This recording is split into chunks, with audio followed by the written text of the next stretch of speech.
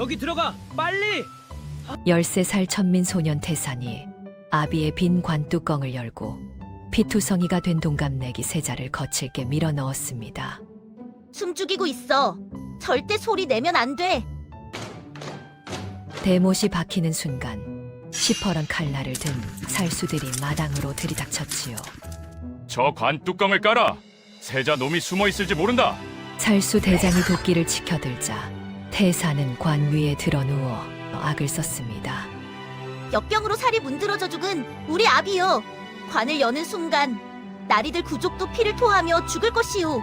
그 순간 관 틈새로 검붉은 피가 새어나왔지요. 살수들은 사색이 되어 도망쳤습니다. 허나 그 피는 죽은 시신의 것이 아니었습니다. 관 속에서 숨죽여 우는 어린 세자의 붉은 피였지요. 그날 밤 감쪽같이 사라진 두 소녀는 10년 뒤 천지를 뒤흔드는 굉음과 함께 돌아옵니다. 대체 관 속에서 살아남은 세자와 천민 소녀는 어떤 비밀을 품고 조선 천지를 뒤집어 놓았을까요? 어서 오세요. 새벽 야담입니다. 오늘 이야기는 뜨거운 감동과 통쾌한 인과응보가 휘몰아치는 한 편의 대하 드라마로 준비해봤습니다. 구독과 좋아요를 눌러주시면 매일 가슴 뻥 뚫리는 이야기로 보답하겠습니다. 자, 그럼 피비린내 진동하던 그날 밤으로 함께 들어가 보실까요? 그 밤은 하늘이 통곡을 하고 있었습니다. 억수 같은 폭우가 조선의 도성을 짐승처럼 집어삼키던 한밤중이었지요. 시뻘건 번개가 하늘을 갈랐다 싶으면 뒤이어 천둥이 대지를 뒤흔들었고 빗줄기는 굵은 새끼줄 마냥 땅바닥을 사정없이 후려쳤습니다. 그런데 말입니다. 이 비바람보다 더 무서운 것이 궁궐을 향해 다가오고 있었으니 바로 조기철의 사병들이었습니다. 쿵, 쿵, 쿵. 굳게 닫힌 골문이 굵은 통나무에 연거푸 얻어맞으며 비명을 질렀습니다. 한 번, 두 번, 세 번. 마침내 견디다 못한 골문이 와장창 부서져 나가자 횃불을 든 검은 무리가 빗속으로 쏟아져 들어왔지요.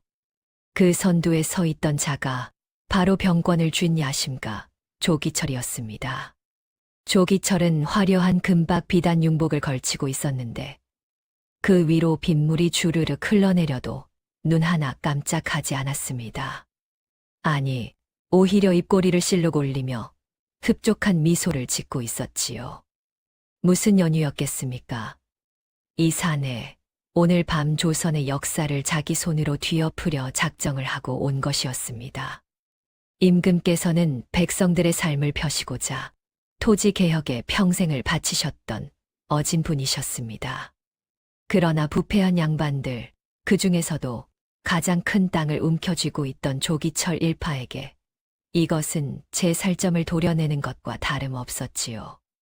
그래서 조기철이 어찌했겠습니까? 기어이 칼을 빼어 든 것입니다. 막아라. 충직한 삼정승이 금군들을 이끌고 대전 앞을 막아섰습니다. 그러나 조기철은 코웃음을 쳤을 뿐이었지요. 번뜩 조기철의 장검이 빗속에서 번개처럼 빛났습니다. 서걱, 서걱, 서걱. 피가 튀고 목이 떨어지고 비명이 터져 나왔습니다. 순식간이었습니다. 조선의 충신들이 처참하게 쓰러지는 데는 채 반각도 걸리지 않았으니 말입니다. 조기철은 진흙과 핏물이 뒤엉킨 흙발로 대전 안에 버젓이 난입했습니다. 그 손에 든 장검에서는 아직도 선혈이 뚝뚝 떨어지고 있었지요. 대전 안에는 임금과 왕비가 서로를 감싸 안은 채 벌벌 떨고 있었습니다. 조기철, 내 이놈 감히 역적치를. 임금께서 호통을 치셨으나 조기철은 눈도 깜짝하지 않았습니다. 아니, 오히려 비웃듯 장검을 치켜들었지요. 전하, 너무 급히 가시려 하셨습니다. 백성, 토지 개혁, 허허, 이 나라는 원래 우리 것이었거늘. 서걱. 어질던 선왕의 숨통이 끊어졌습니다. 비명조차 지르지 못하고 그 옆으로 쓰러지는 왕비의 모습에 대전하는 순식간에 피바다가 되었지요.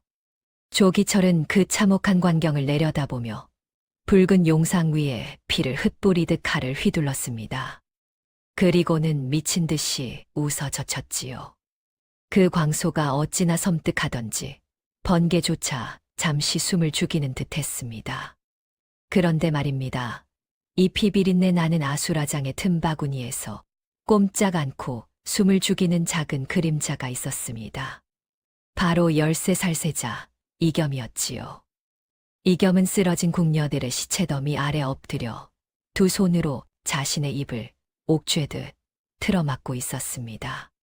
가슴에서는 조기철의 칼에 찔린 깊은 상처로 피가 콸콸 쏟아지고 있었으나 이겸은 신음 한 번 내지 않았습니다. 이를 악물고 또 악물어 부모의 피가 튀기는 소리를 들으며 눈물만 삼키고 있었던 것입니다. 한편 같은 시각 도성 외곽에서도 참극이 벌어지고 있었습니다. 조기철 가문의 웅장한 사당 공사판, 그곳에서는 빗줄기 속에 횃불이 위태롭게 흔들리고 있었지요. 조선 최고의 도편수였던 천민바오가 며칠 밤낮 이어진 무리한 노역을 견디다 못해 진흙탕에 쓰러졌습니다. 검붉은 피를 토해내며 쓰러진 바오에게 조기철의 수하들이 다가왔습니다. 이놈이 지금 꾀병을 부리는 게냐? 퍽, 퍽, 퍽. 단단한 참나무 강목이 바오의 앙상한 등 위로 사정없이 내리쳤습니다. 등뼈가 부러지는 둔탁한 소리가 빗소리를 뚫고 울려 퍼졌지요. 그 처참한 광경을 진흙탕 구석에서 두 주먹을 불끈 쥐고 지켜보는 13살 소년이 있었으니 바로 바오의 아들 태산이었습니다. 태산은 아비의 등뼈가 부서지는 소리를 들으며 거친 흙바닥을 손톱이 빠지도록 긁어댔습니다. 그러나 입 밖으로는 소리 한 번 내지 못했지요. 내는 순간 저도 죽을 것이기 때문이었습니다. 날이 밝아오자 조기철은 최고급 호랑이 가죽이 깔린 기방의 밀실에 비스듬히 누워 있었습니다. 기녀가 은잔의 청주를 따라주자 조기철은 그것을 단숨에 들이켰지요. 입가에 흐르는 술을 손등으로 쓱 닦아내며 조기철이 중얼거렸습니다. 허허, 이 맛이로군. 권력의 맛이란 말이야. 조기철은 화로의 시뻘건 불길 속으로 두루마리 하나를 집어 던졌습니다. 선왕께서 평생을 바쳐붓을 드셨던 토지 개혁안이 한 줌의 재로 변해가는 것을 바라보며 조기철은 만족스러운 미소를 지었지요. 뒤이어 조기철의 군관들이 충청도 산골짜기에서 농사나 짓던 겁 많은 방개 종친의 목에 밧줄을 묶어 끌고 왔습니다. 그리고는 강제로 화려한 골룡포를 입혔지요. 싫다고. 내게 왜 이러는 게냐. 벌벌 떠는 허수아비, 임금을 텅 빈 용상 구석에 밀어앉힌 조기철은 스스로 1인지함 아닌 지상의 영의정 자리에 올랐음을 천하에 선포했습니다. 그리고는 피 뚝뚝 떨어지는 장검을 춘추관 사관의 목덜미에 겨누었지요. 오늘 밤 일은 반정이 아니다. 선왕이 천인공노할 중죄를 저질러 폐위된 것이야. 가짜 죄목들을 적어 문서를 남기거라. 알겠느냐? 사관의 손이 부들부들 떨렸습니다. 그러나 목에 닿은 차가운 칼날 앞에서 어찌하겠습니까? 결국 거짓 사초가 작성되기 시작했습니다. 한편 그 시각 태산은 빗물과 피가 엉겨붙은 아비의 시신을 낡은 나무 손수레에 싣고 질척이는 흙길을 힘겹게 끌고 있었습니다. 모진 비바람이 태산의 뺨을 때리며 눈물 자국을 지워냈지만 아비의 억울한 죽음을 끄는 소년의 두 눈에는 시퍼런 원한과 복수심이 도끼처럼 서려 있었지요. 하늘은 여전히 울부짖고 있었습니다.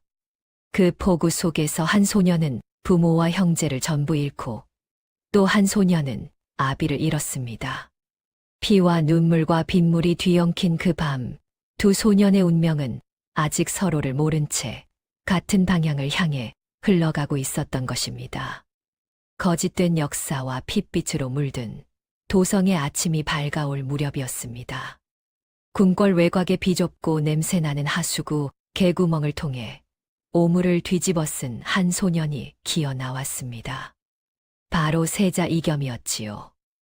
이겸의 몸에서는 똥내와 핏내가 뒤섞여 코를 찌르는 악취가 진동했고 한때 금실로 수놓아졌던 비단옷은 찢기고 더럽혀져 형체를 알아볼 수 없었습니다. 그러나 이겸에게는 냄새를 따질 겨를이 없었습니다. 가슴에서 솟구치는 피를 찢겨나간 비단옷 자락으로 질끈동여맨 이겸은 순찰을 도는 무관들의 시선을 피해 짐승처럼 네 발로 험한 산비탈을 기어올랐지요. 돌부리에 무릎이 찢어지고 가시덤불의 손등이 긁혀 피가 났습니다. 그러나 이겸은 이를 악물었습니다. 멈추면 죽는다는 것을 알았기 때문이었지요. 등 뒤에서는 사냥개들의 짖는 소리가 점점 가까워지고 있었습니다. 한편 실질적으로 옥좌를 찬탈한 영의정 조기철은 후환의 씨를 완전히 말리고자 권례 최고의 살수들과 굶주린 사냥개들을 풀었습니다. 세자의 용모파기를 손에 든 살수들이 도성 밖 빈민촌까지 이 잡듯 뒤지기 시작했지요. 찾아라. 세자놈을 찾아내는 자에게는 금 100냥을 하사하신다. 살수 대장의 고함이 산등성이를 타고 울려 퍼졌습니다. 수십 개의 붉은 횃불이 어둠 속에서 일렁이며 이겸을 쫓아오고 있었지요. 험한 산비탈을 넘고 또 넘어 이겸은 마침내 도성 끝자락 빈민촌에 다다랐습니다. 그러나 그때는 이미 이겸의 의식이 아득해지고 있었지요. 가슴에서 너무 많은 피가 흘러나온 탓이었습니다. 이겸의 시야가 흐릿해지더니 지붕의 구멍이 숭숭 뚫리고 문짝마저 떨어져 나간 흉흉한 폐가가 눈앞에 들어왔습니다. 그리고 그대로 마당 쓰레기 더미 위로 고꾸라지고 말았지요. 그곳은 어디였을까요? 바로 전날 밤 태산이 아비의 시신을 수레에 싣고와 임시 거처로 삼은 동네 사람들도 귀신이 나온다며 버려둔 다 쓰러져가는 낡은 초가집이었습니다. 태산은 마당 구석에서 녹슨 곡괭이로 꽁꽁 언 땅을 파고 있었습니다. 아비의 맷자리를 만들기 위해서였지요. 곡괭이를 내리칠 때마다 태산의 눈에서는 뜨거운 눈물이 흘러내렸습니다. 그러나 태산은 울음소리를 내지 않았습니다. 이를 악물고 또 악물며 묵묵히 땅만 팠지요. 바로 그때였습니다. 쿵쿵쿵 바닥에 징이 박힌 무거운 흙피와 소리가 마당으로 다가왔습니다. 태산이 고개를 들어보니 조기철의 수하되어 섬 명이 횃불을 들고 마당으로 들이닥치고 있었지요. 여기도 뒤져라. 수하들은 폐가 안팎을 휘젓고 다녔습니다. 그러다 한 수하의 눈에 멍석에 말린 태산 아비의 시신이 들어왔지요. 수하가 코를 틀어쥐며 인상을 파쿠겼습니다. 이게 무슨 냄새야? 천것의 시체 썩는 냄새가 진동을 하는구나. 수하들은 그것도 모자라 멍석에 말린 바우의 시신을 단단한 흙피와 발코로 걷어찼습니다. 아비의 주검이 진흙바닥에 대굴대굴 굴러가는 것을 본 태산의 두 눈이 시뻘겋게 충혈되었지요. 주먹을 불끈 쥐자 손톱이 손바닥을 파고들어 피가 흘러내렸습니다. 그러나 태산은 꾹 참았습니다. 지금 덤비면 자신도 아비 곁으로 갈 뿐이라는 것을 알았기 때문이었지요. 태산은 흙바닥에 얼굴을 쳐박고 납작 엎드린 채 차가운 흙을 움켜쥔 두 손에서 피가 나도록 끓어오르는 살기를 억지로 짓눌렀습니다.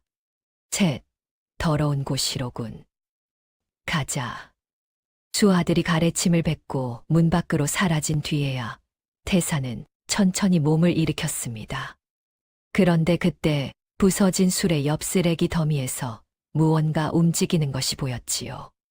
태산이 다가가 보니 가쁜 숨을 몰아쉬는 피투성이의 소년이 누워 있었습니다.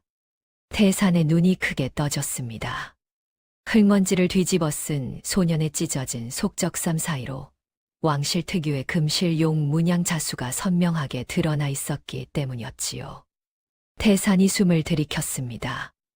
이건.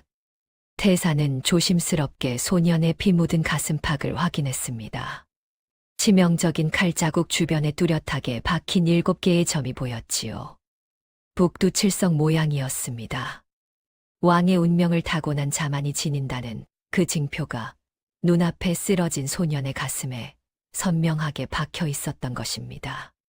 태산은 단번에 알아챘습니다. 이 소년이 바로 역적들에게 쫓기는 세자라는 것을 말입니다. 그 순간 산등성이 너머에서 수십 개의 붉은 횃불 무리가 일렁이며 사냥개들의 곤줄인 짖는 소리가 폐가를 향해 빠른 속도로 좁혀왔습니다. 태산의 머릿속이 빠르게 돌아갔습니다. 참혹하게 죽은 자신의 아비 시신과 살기 위해 하수구를 기어온 동갑내기 소년을 번갈아 보았지요. 아비를 죽인 자가 바로 조기철이었습니다.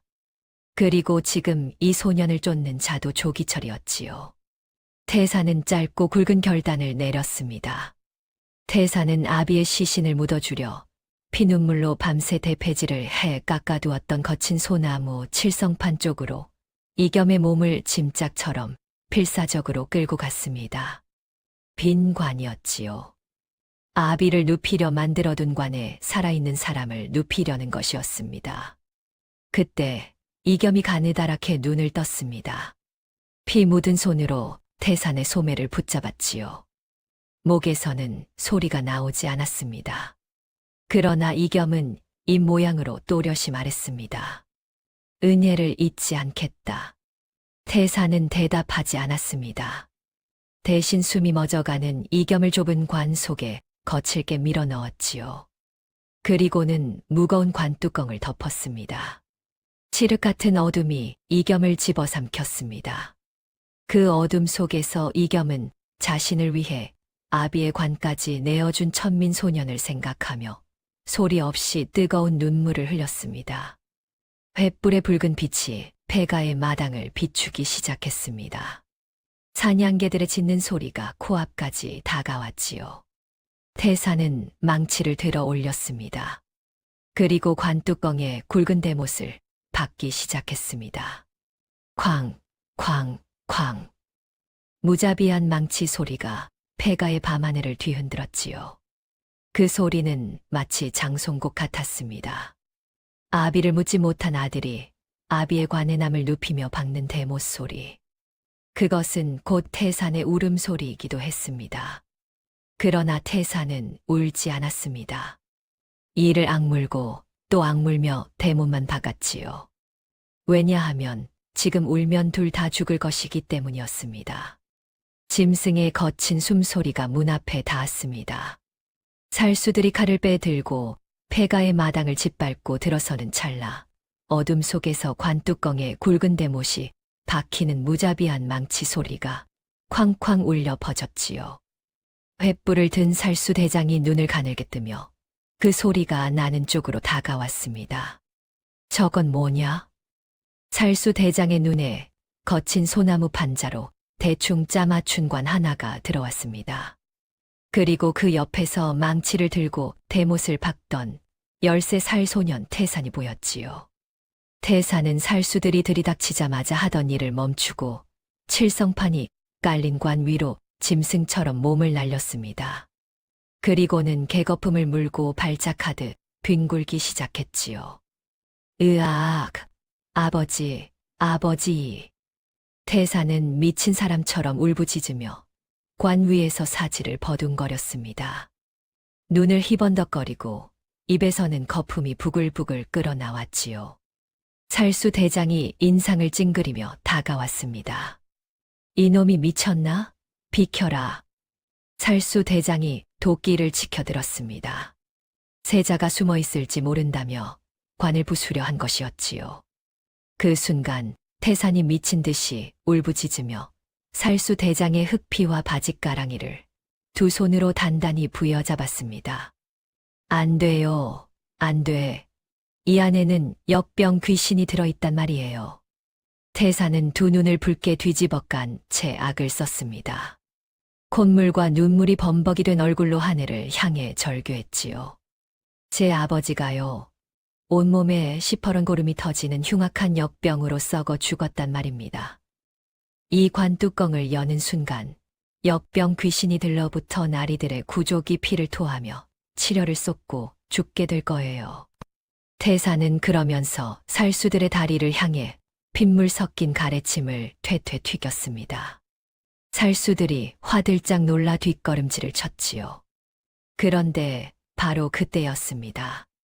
관에 거친 나무 틈새로 검붉은 무언가가 뚝 빼어 나오기 시작했지요. 이겸의 가슴에서 흐른 피였습니다. 그러나 살수들은 그것을 역병 환자의 지독한 진물로 착각했지요. 헉! 살수들의 얼굴이 사색이 되었습니다. 역병이라면 한동리가 싹 쓸려나가는 무서운 병이었으니까요. 살수 대장이 버럭 소리쳤습니다. 물러나라. 당장 물러나. 살수들은 부정을 탔다며 연신 바닥에 침을 뱉어댔습니다. 지저대는 사냥개들의 목줄을 거칠게 잡아 끌며 도망치듯 산을 내려갔지요. 횃불의 붉은 불빛이 점점 멀어지더니 마침내 산 아래로 완전히 사라졌습니다. 태사는 그제야 힘이 풀려 관 위에 털썩 주저앉았습니다. 온몸이 땀으로 흠뻑 젖어 있었지요. 한참을 거칠게 숨을 몰아쉬던 태산이 장도리를 집어들었습니다. 그리고 조심스럽게 굵은 대못을 하나씩 뽑아내기 시작했지요. 삐걱. 관 뚜껑이 열렸습니다. 칠흑 같은 관 속에는 피를 흘리며 숨을 몰아쉬는 이겸이 누워 있었지요.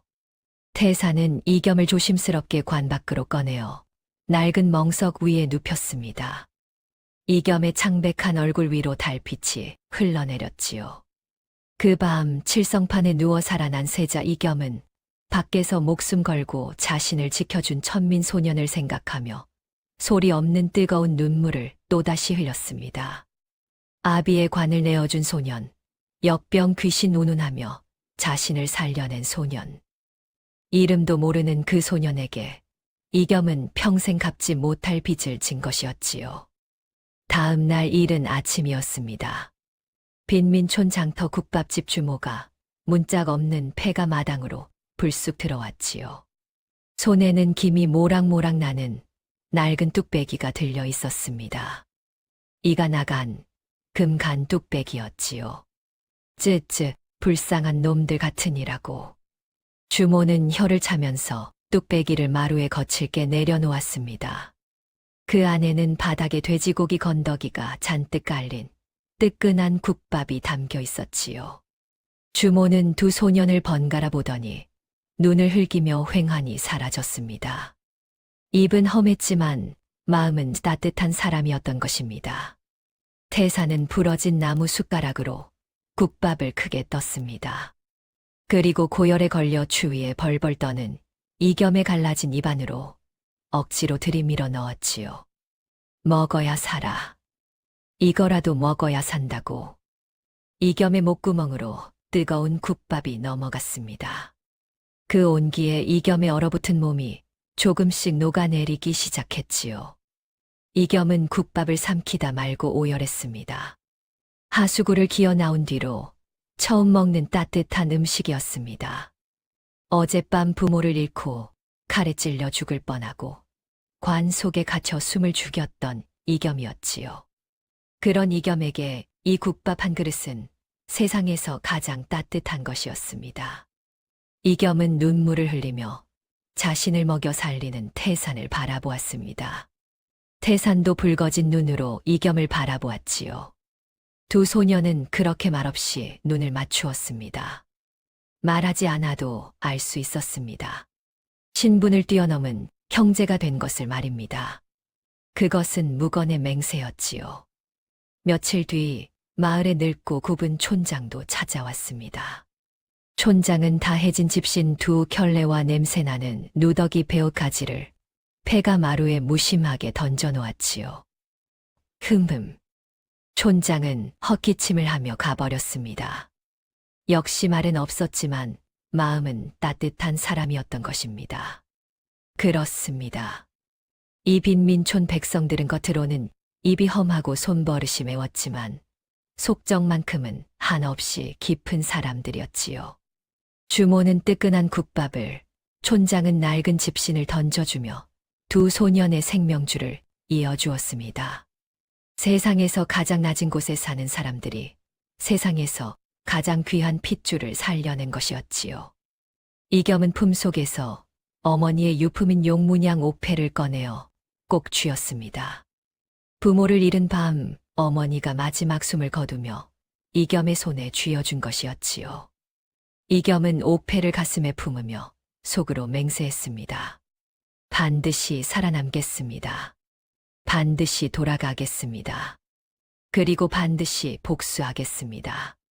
겉으로는 입이 험하지만 속은 따뜻한 빈민촌 백성들의 은밀한 비호 아래 조선의 가장 고귀한 핏줄은 가장 낮은 진흙탕 속에서 질긴 생존의 뿌리를 내리기 시작했습니다. 죽음의 관에서 살아난 세자, 그리고 자신의 아비관을 내어준 천민 소년. 이 둘의 기이한 인연은 이렇게 시작되었던 것입니다.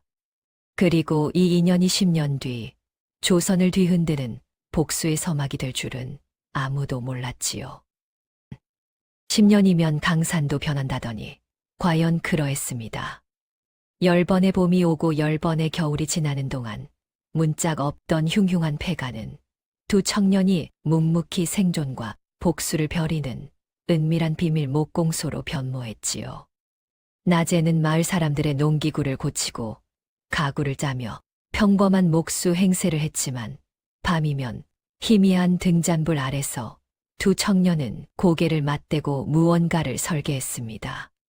바로 복수의 청사진이었지요. 23살의 탄탄한 근육질 청년으로 장성한 이겸은 매일 아침 얼굴에 숯검정을 칠하고 초점 없는 눈빛으로 침을 질질 흘리는 벙어리 바보 벙고 행세로 완벽히 자신을 위장했습니다.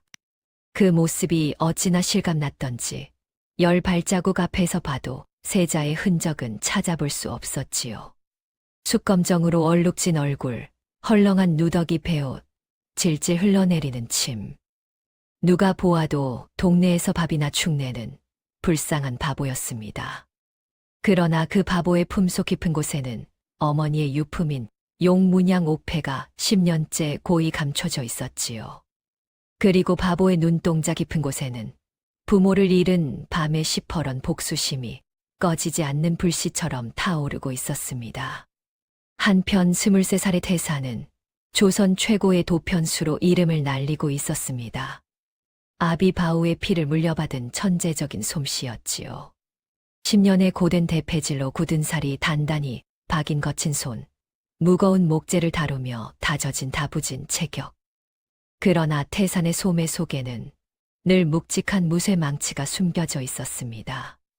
그것은 목수의 연장이기도 했지만 동시에 복수를 위한 치명적인 무기이기도 했지요. 그렇다면 그 사이 조기철은 어떻게 되었겠습니까? 조선의 절대 지배자로 군림한 영의정 조기철은 겉으로는 천하를 다 가진 듯 으스대고 있었습니다.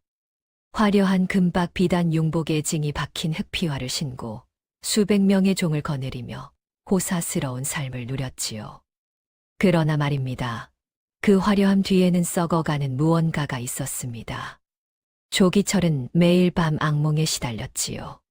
선왕의 원귀가 피를 뚝뚝 흘리며 다가와 자신의 목을 조르는 꿈이었습니다. 그 탓에 조기철의 눈가에는 짙은 검은 그늘이 병적으로 내려앉아 있었지요. 낮에는 천하를 호령하지만 밤이면 비명을 지르며 잠에서 깨어나는 나날이었습니다. 조기철은 그 악몽을 덮어버리고 싶었습니다. 낡은 궁궐에 밴 끔찍한 피 냄새와 원귀의 원성을 말입니다. 그래서 어찌했겠습니까? 조기철은 조선 역사상 가장 거대한 규모의 궁궐 공사를 명했지요. 새 정전을 지어 자신의 위세를 명나라에까지 과시하겠다는 것이었습니다. 그러나 그 궁궐은 백성들의 뼈와 살을 쥐어짜서 지어지는 것이었지요. 전국 8도에서 장정들이 끌려왔고 세금이 3배로 뛰었습니다.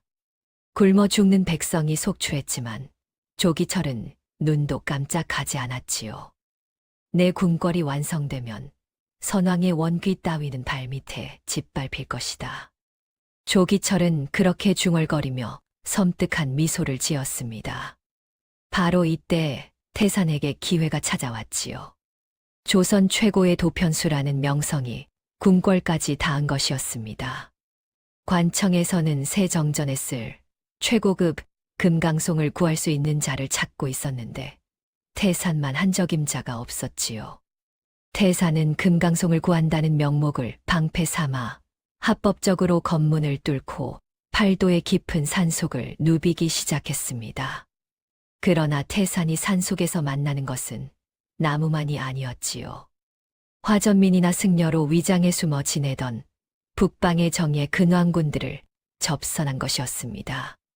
태산은 그들에게 이겸의 용문양 옥패를 보여주었지요. 세자 저하께서 살아 계십니다. 근왕군 대장의 눈에서 눈물이 흘러내렸습니다. 10년을 기다린 소식이었지요. 태산은 자신이 벌목한 거대한 통나무의 속을 교묘하게 파내어 텅 빈 공간을 만들었습니다. 그리고 그 안에 군사를 움직일 이겸의 밀서를 숨긴 뒤 완벽한 대패질로 이음새를 막아 도성으로 실어 날랐지요. 누가 봐도 그냥 통나무였습니다. 그러나 그 안에는 조선을 뒤흔들 비밀이 담겨 있었던 것입니다.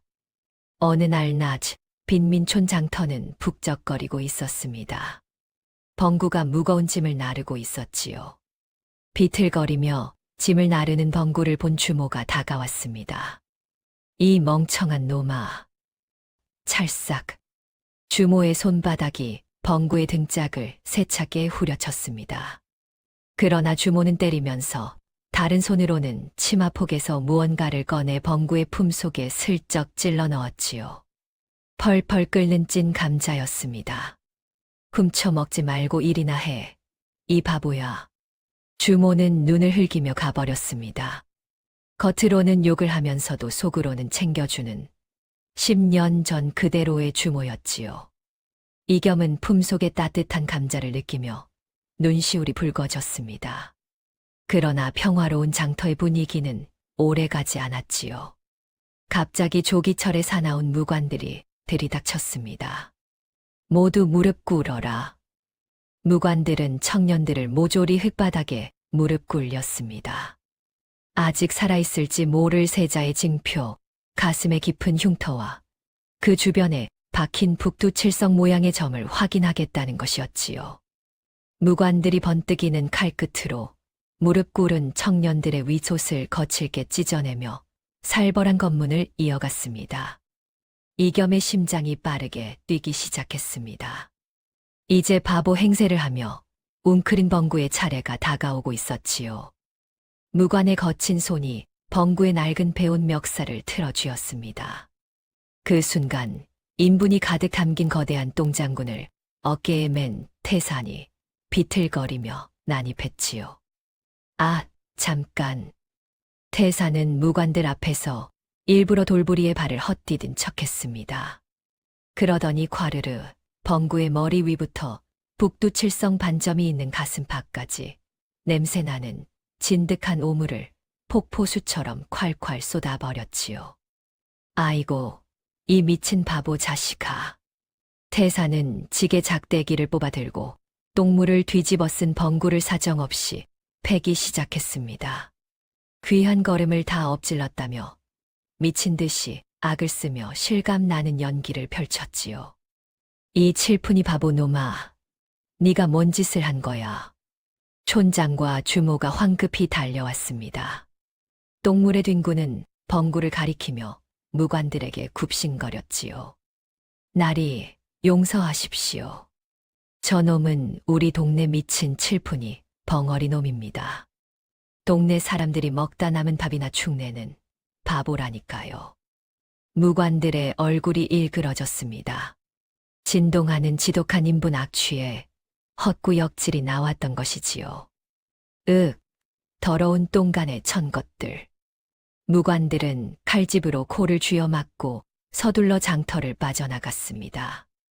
위기를 넘긴 것이었지요. 태산은 똥물에 뒤범벅이 된 이겸을 부축해 일으키며 속삭였습니다. 버텨라, 형제. 이제 얼마 남지 않았다. 이겸은 고개를 끄덕였습니다. 똥물이 범벅된 얼굴 위로 서늘한 미소가 번졌지요. 10년을 참아왔습니다. 이제 정말 얼마 남지 않았던 것입니다. 며칠 뒤 폐가의 불청객들이 들이닥쳤습니다. 궁궐 관리들이 수십 명의 군조를 거느리고 폐가 마당으로 밀어닥치더니 다짜고짜 두 청년의 몸을 굵은 오라줄로 꽁꽁 포박한 것이었지요.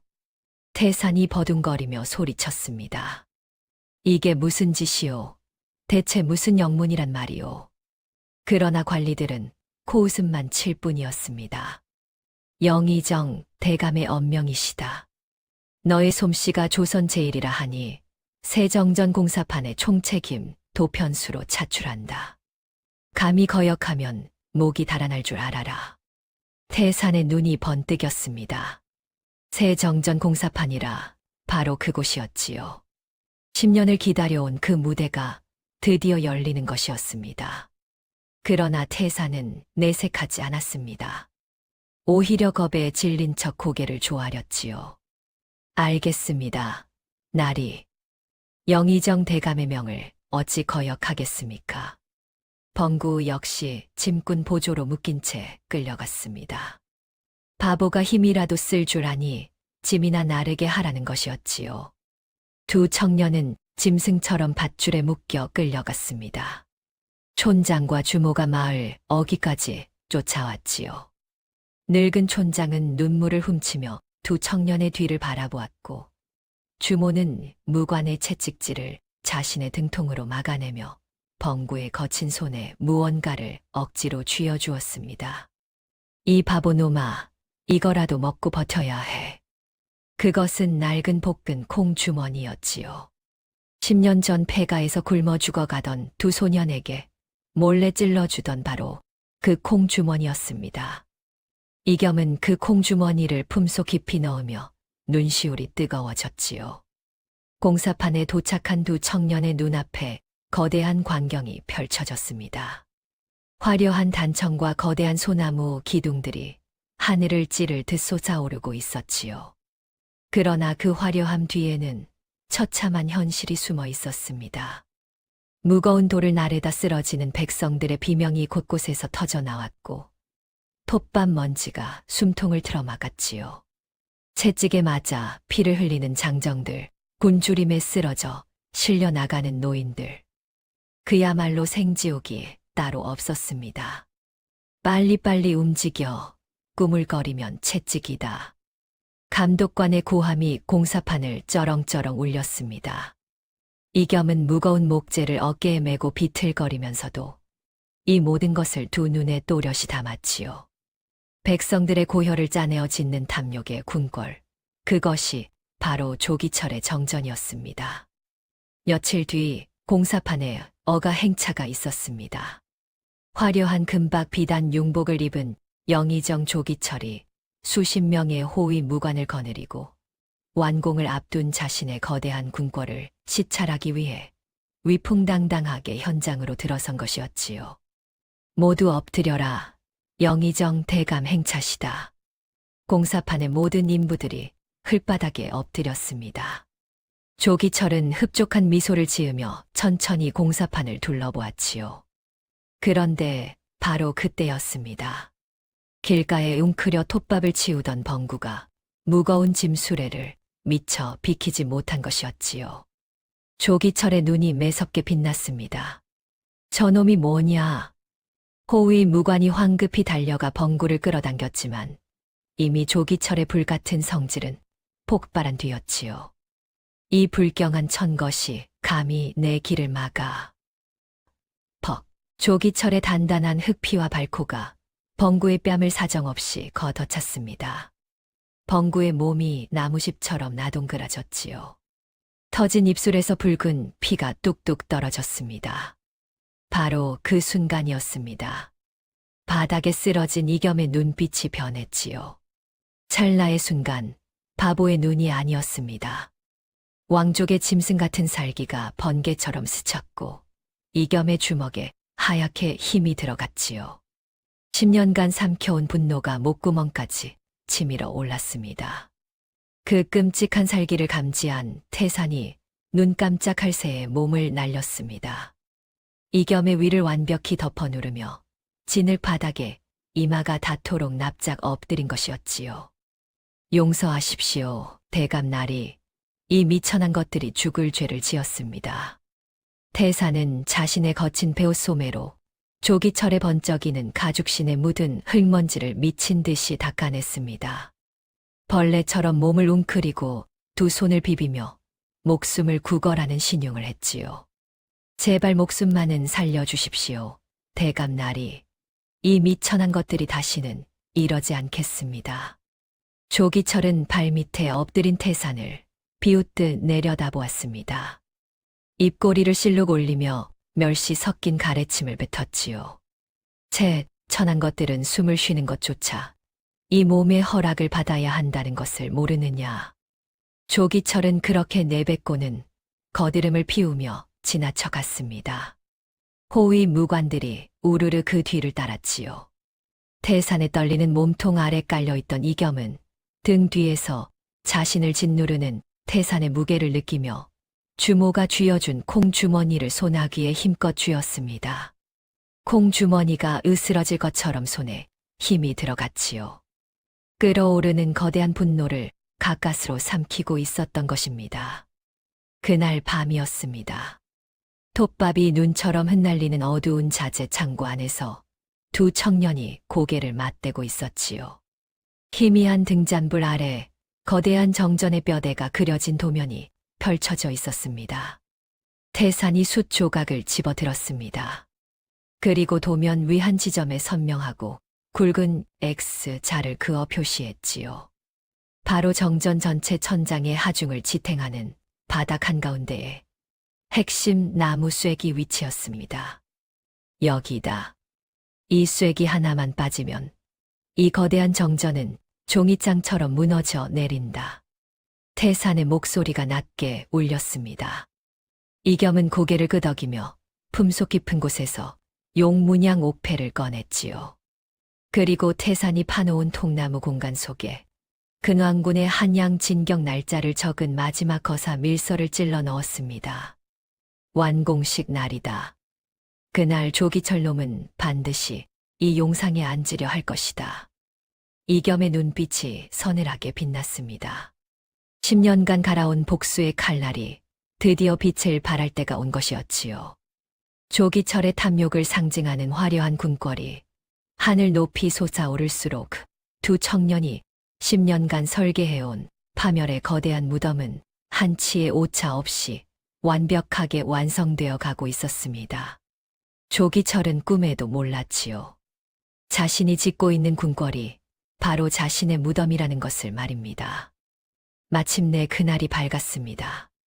오방색 깃발이 하늘을 찌르고 취타대의 장엄한 음악이 도성에 울려 퍼지는 정전 완공식 날이었지요.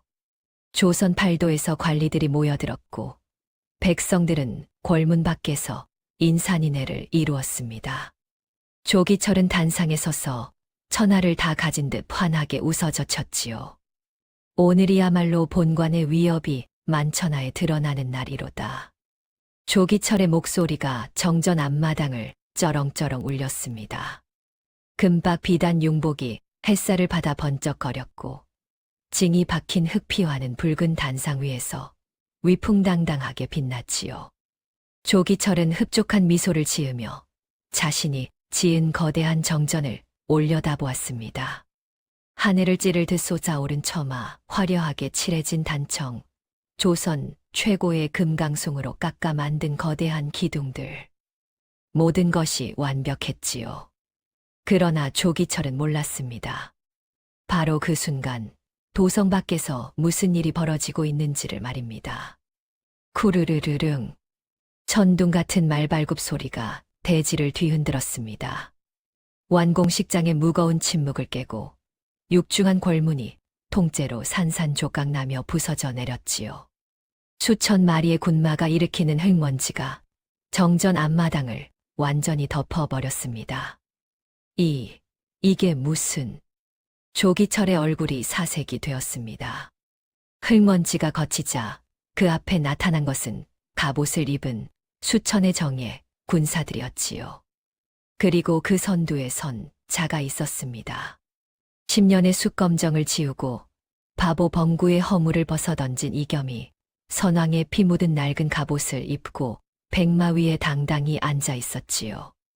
그 뒤로는 10년간 규합한 북방의 정예 근왕군이 파죽지세로 밀어닥치고 있었습니다. 조기철. 이겸의 우렁찬 목소리가 정전을 뒤흔들었습니다. 10년간 참아왔던 울분이 폭발하듯 터져 나왔지요. 역적 조기철, 선왕을 시해하고 옥좌를 찬탈한 죄, 오늘 이 자리에서 만천하에 밝히고 내 목을 칠 것이다. 조기철의 다리가 후들후들 떨리기 시작했습니다. 13살의 칼을 맞고 죽었다고 생각했던 세자가 살아있었던 것이지요. 그것도 대군을 이끌고 쳐들어온 것이었습니다. 저놈을 막아라. 당장 막아. 조기철이 악을 썼지만 이미 때는 늦었지요.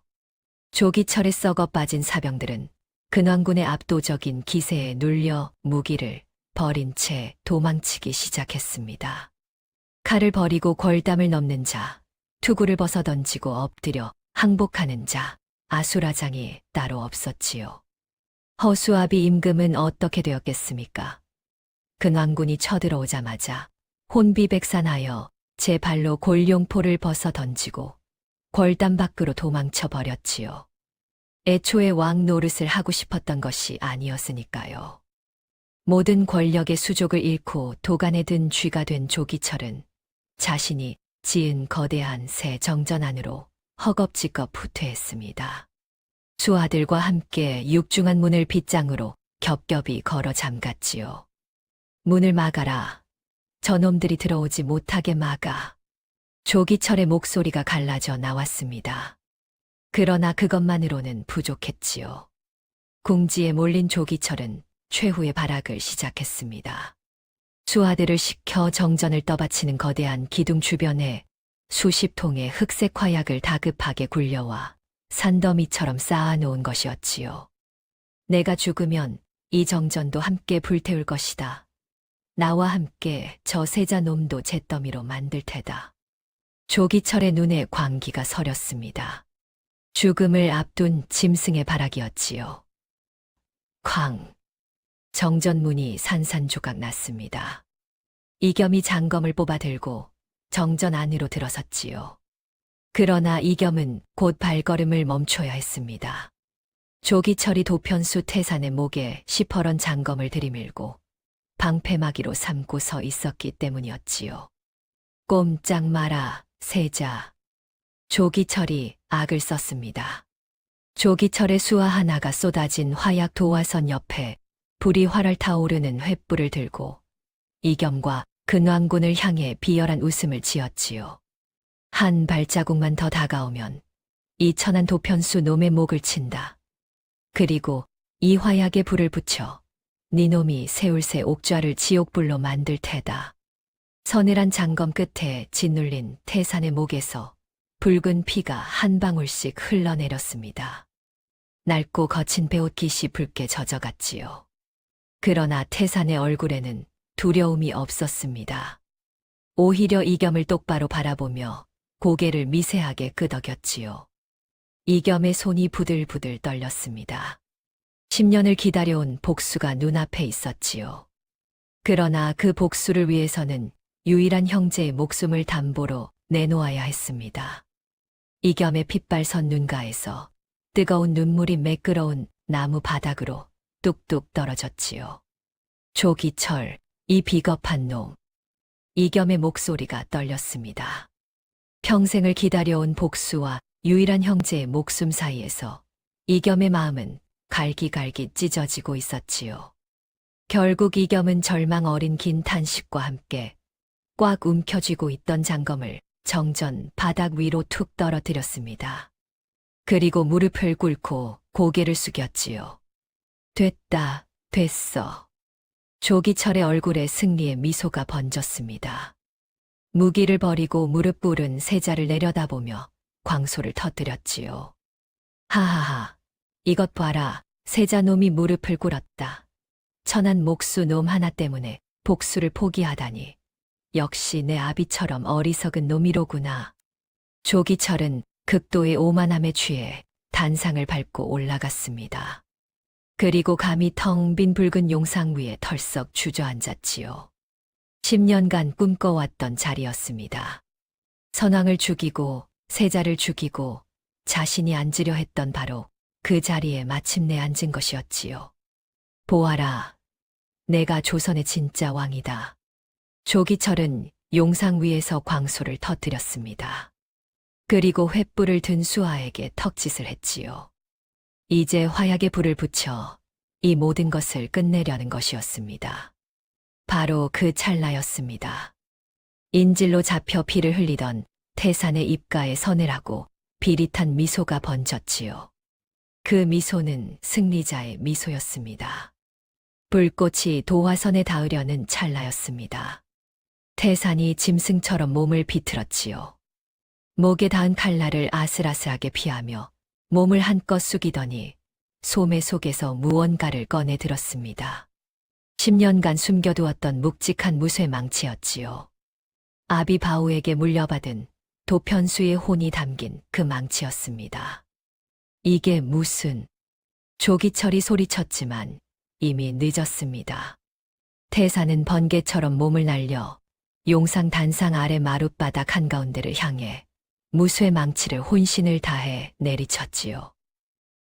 쾅!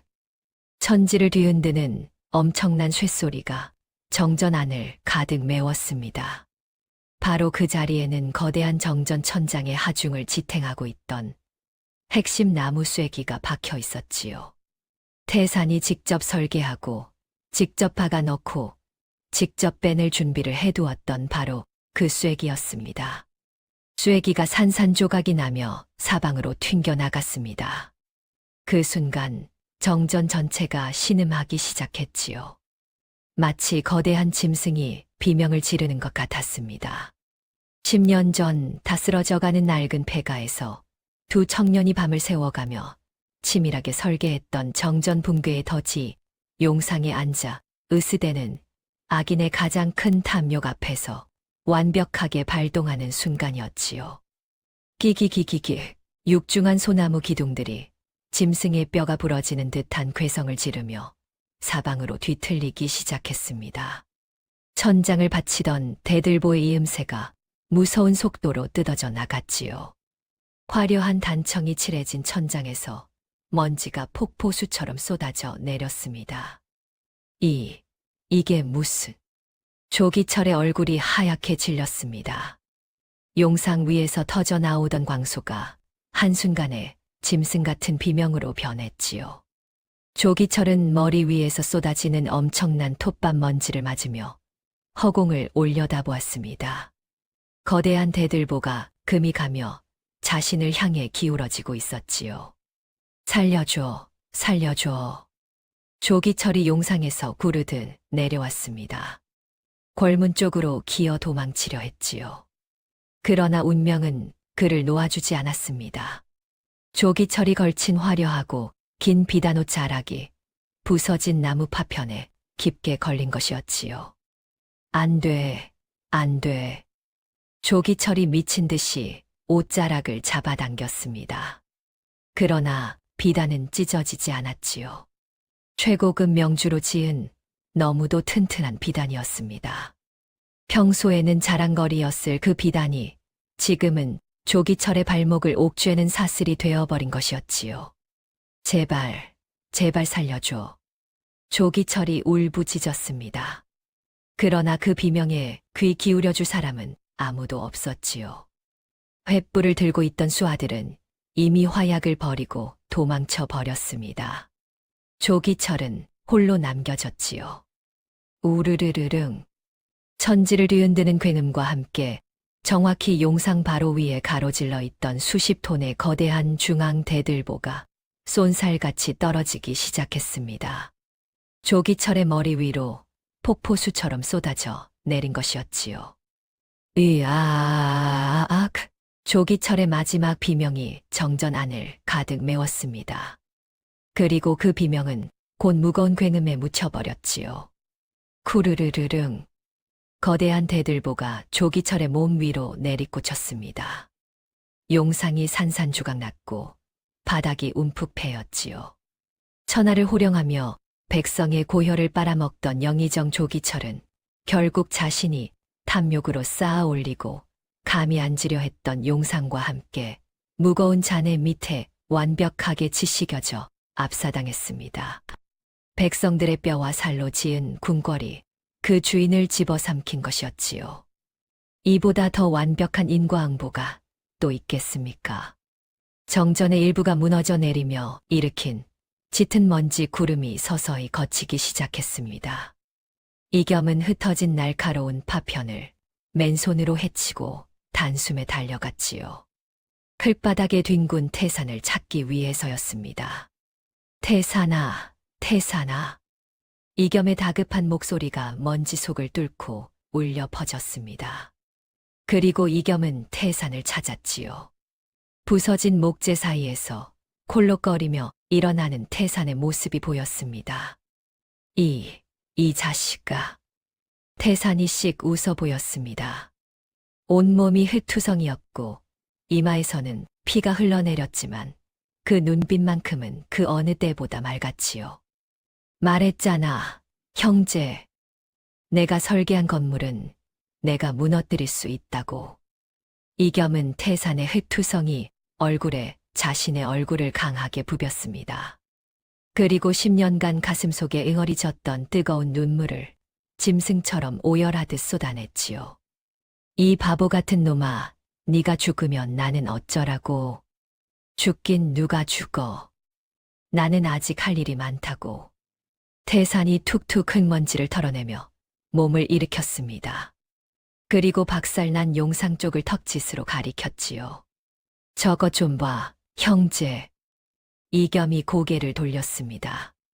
박살난 용상 아래로 조기철의 형체도 없이 뭉개진 처참한 시신이 보였지요.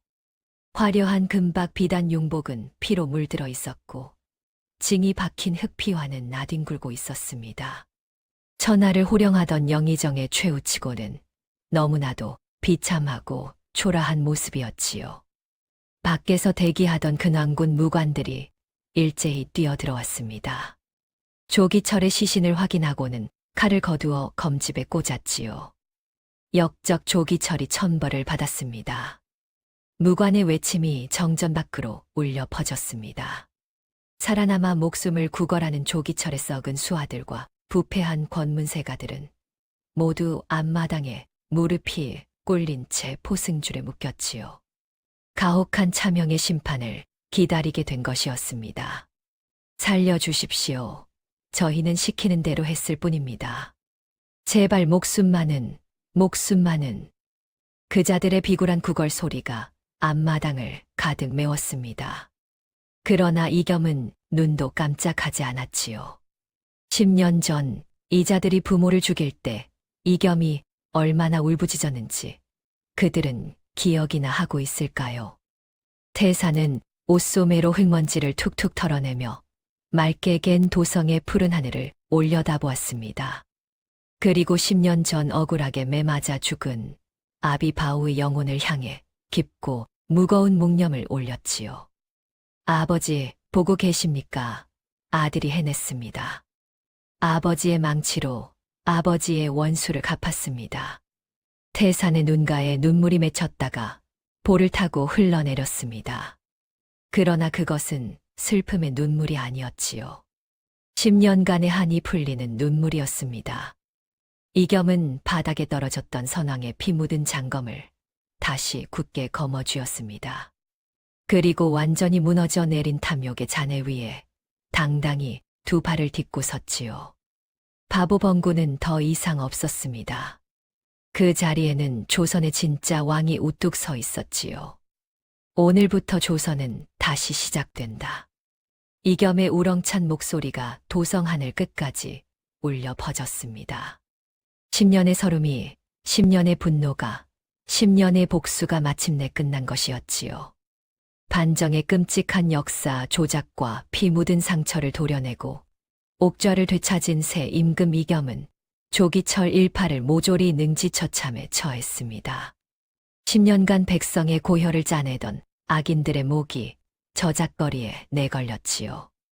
그리고 이겸은 선왕께서 못다 이루신 토지 개혁을 전격 반포하여 도성 백성들의 숨통을 틔워주었습니다. 굶주리던 백성들에게 곡식이 돌아갔고 빼앗겼던 땅이 제 주인에게 돌아갔지요. 도성 곳곳에서 만세 소리가 울려 퍼졌습니다. 그러나 이겸에게는 아직 해야 할 일이 하나 남아 있었지요. 어느 맑게 갠 날이었습니다. 수십 명의 호위, 금군을 대동한 화려한 붉은 골룡포에 어가 행차가 골문을 빠져나왔지요. 그 행차는 화려한 대로가 아닌 흙먼지가 날리는 도성 끝자락 빈민촌으로 조용히 들어섰습니다. 빈민촌 사람들은 갑작스러운 어가 행차에 혼비백산했지요. 당장 흙바닥에 엎드려 이마를 찧었습니다. 감히 임금의 용안을 올려다볼 수 있는 사람은 아무도 없었지요. 황금빛 주렴이 거쳤습니다.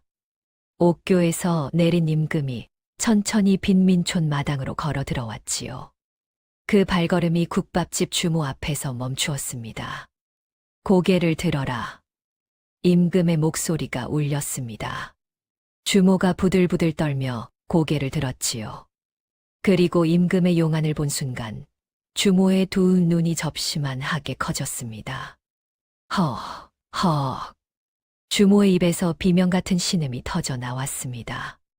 그 용안은 분명 벙구의 얼굴이었지요.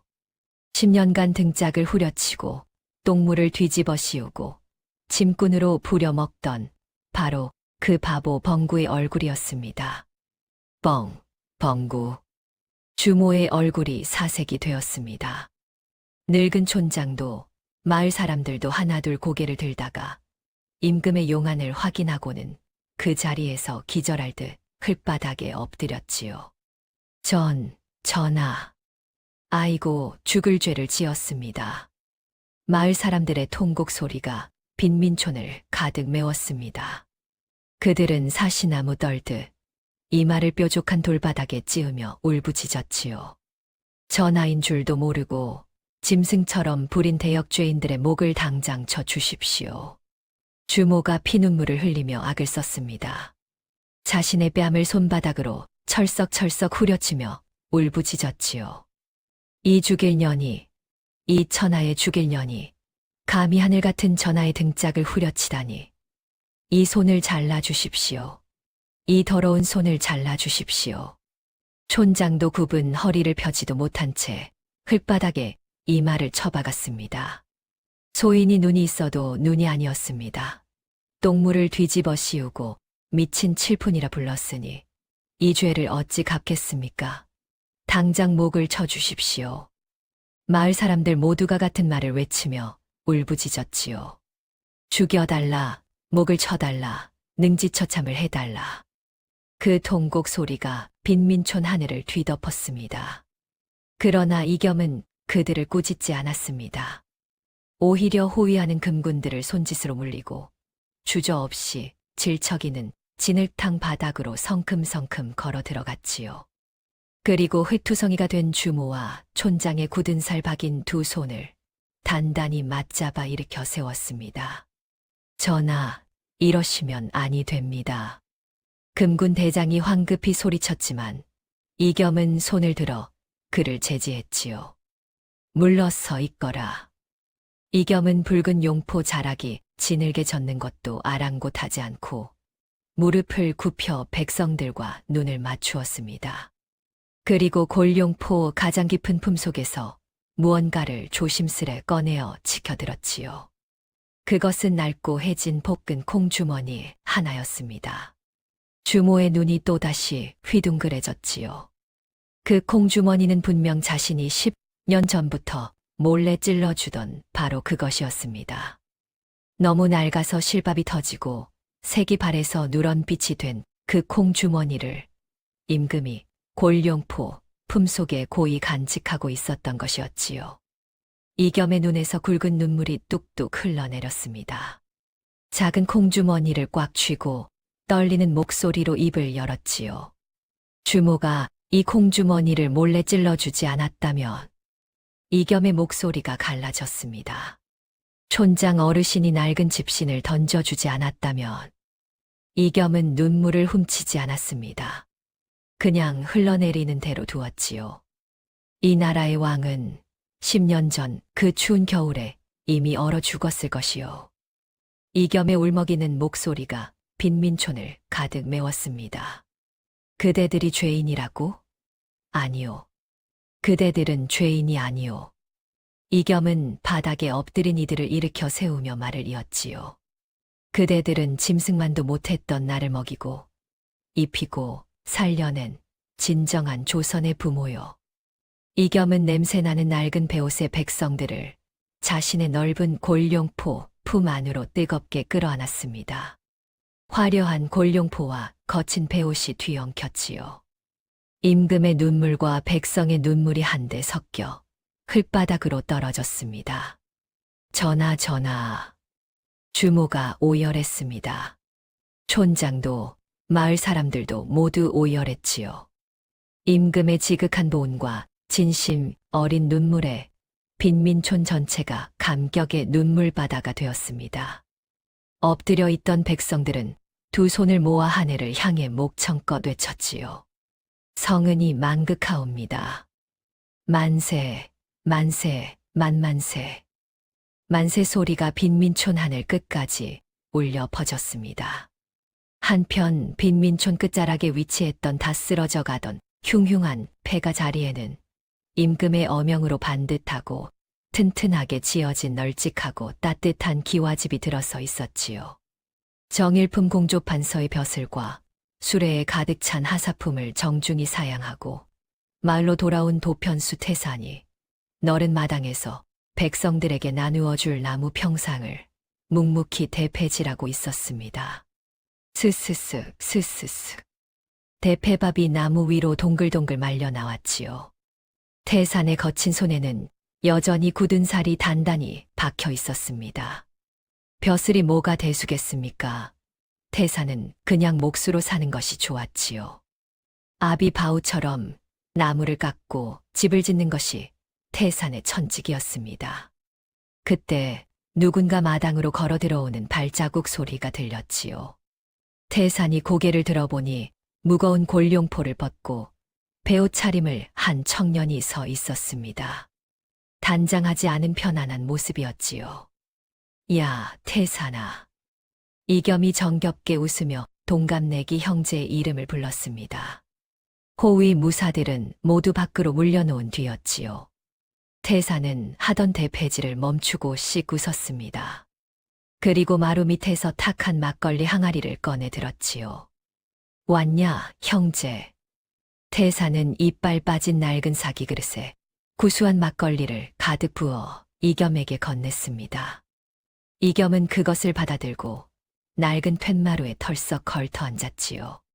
태산도 그 옆에 나란히 앉았습니다. 한잔하자, 형제. 그래, 한잔하자. 짤랑. 이빨 빠진 낡은 사기 그릇이 부딪히는 소리가 울렸습니다. 두 청년은 막걸리를 단숨에 들이켰지요. 구수한 막걸리가 목구멍을 타고 내려갔습니다. 이 맛이지. 태산이 입맛을 다셨습니다. 이겸도 소매로 입가를 훔치며 웃었지요. 군골술보다 이게 더 맛있다. 당연하지. 내가 직접 담근 건데. 두 청년은 마주보며 호탕한 파소를 터뜨렸습니다. 하하하하. 그 웃음소리가 빈민촌 하늘 위로 울려 퍼졌지요. 10년의 피 맺힌 비극을 끝내고 두 형제는 마침내 웃을 수 있게 된 것이었습니다. 해가 뉘엿뉘엿 서산으로 넘어가고 있었습니다. 붉은 노을이 빈민촌 하늘을 물들였지요. 두 청년은 나란히 앉아 그 노을을 바라보았습니다. 태산아. 왜? 고맙다. 이겸의 목소리가 잠시 떨렸습니다. 10년 전 그 밤, 네가 아비에 관해 나를 눕혀주지 않았다면 나는 오늘 여기 없었을 것이다. 태사는 대답 대신 이겸의 어깨를 툭 쳤지요. 됐어, 형제. 우리는 형제잖아.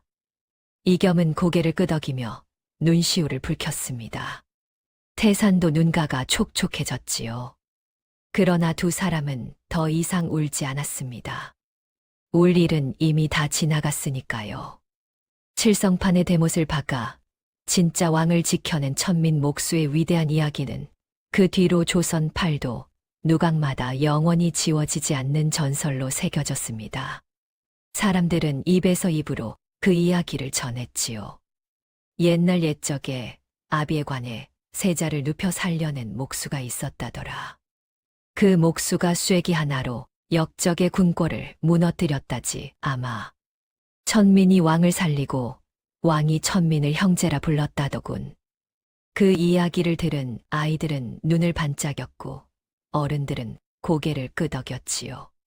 착하게 살면 복을 받고 악하게 살면 벌을 받는 법입니다.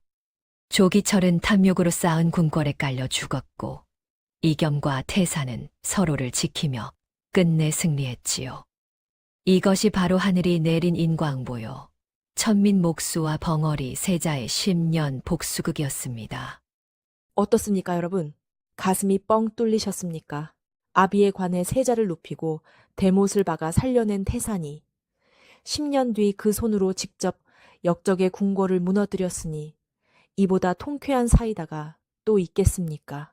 세상이 아무리 험해도 진심은 통하고 악인은 반드시 제 죄값을 치르게 되어 있는 법이지요. 오늘 이야기가 마음에 와닿으셨다면 아래 구독과 좋아요 버튼 꾹 눌러주세요. 여러분의 작은 응원 하나하나가 저희 새벽 야담에는 큰 힘이 됩니다. 다음에도 눈물 찔끔 가슴 뭉클한 야담으로 찾아뵙겠습니다. 오늘도 끝까지 들어주셔서 감사합니다.